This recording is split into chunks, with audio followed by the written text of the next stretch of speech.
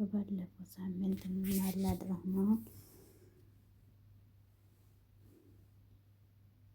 እንጅላ ከመቴ ጋራ ካናዳ አልሄድም ብላ ከመቴ ጋራ መኪና ውስጥ ገብታ እንደሄደች መኪና ውስጥ ከመቴ ጋራ ተጨቃጨቁና ወደ መቴ ቤት አብሮ ሄዱና መቴ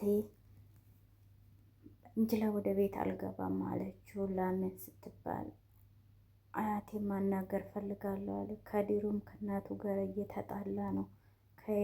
ከአዝራ ፍቅር ይዞኛል እናቴ አለው። እናትየው ደግሞ በፊት ከእንጅላ አሁን ከአዝራ እሷም ስሟ ራሱ ያለች የተጣለች ምን ሆነች? እሷ እኮ በጣም የተጎዳች ልጅ ናት። በጣም ጥሩ ልጅ ናት። አንቺ ስለማታውቃት ነው እንጂ አላት። ምንም ታውቃለህ ስለሷ? አሁን ደግሞ ለሷ ነው የምትከራከሪው ያለ ከእናቱ ጋር ተጣላ። እናትየው አለ እንዴት ነው የምትናገር አለች። ከዛ እሱም ምንም አላለም። እየተጨናነቀ ቁጭ አለ። ከድርም እናቴ የት ታውቃታለሽ እና ነው እንደዚህ የምትናገሪያት? እሷ በጣም ጥሩ ልጅ ናት እኮ ስለማታውቂያት ነው እንጂ ቀርበሻት ስለማታውቂ ነው እንደዚህ የምትዩ።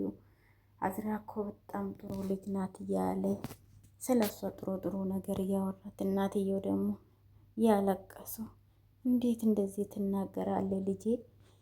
በፊት እንጅላ አንተን አሁን ደግሞ አዝራን እንዴት እንደዚህ ይሆናል? እኔ ወደ ሀገራችን እንሂድና ቆንጆዬ ልጅ ፈልጌ አድርላለሁ አለች።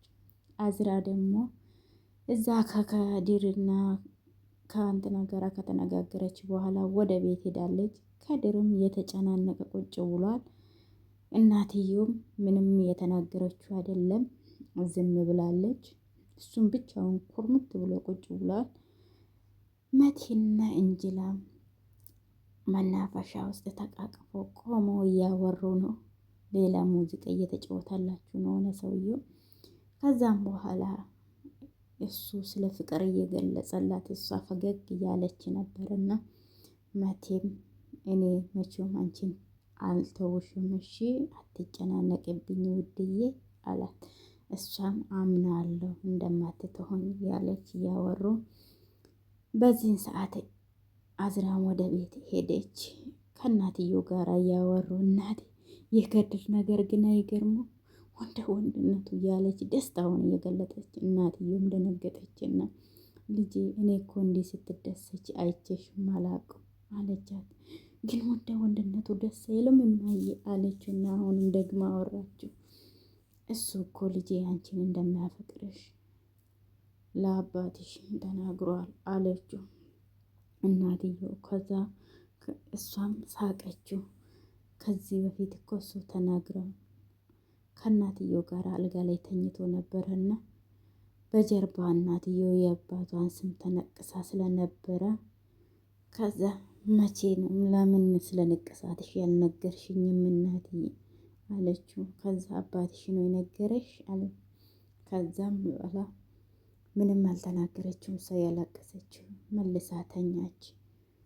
እንጅላም ቤቷ የመቴ አክስቶች እዛ እናቶቹ ስለነበሩ ቁርስ ሰራችና እነሱ ሲነሱ ቁርስ አዘጋጅታ ጠራ።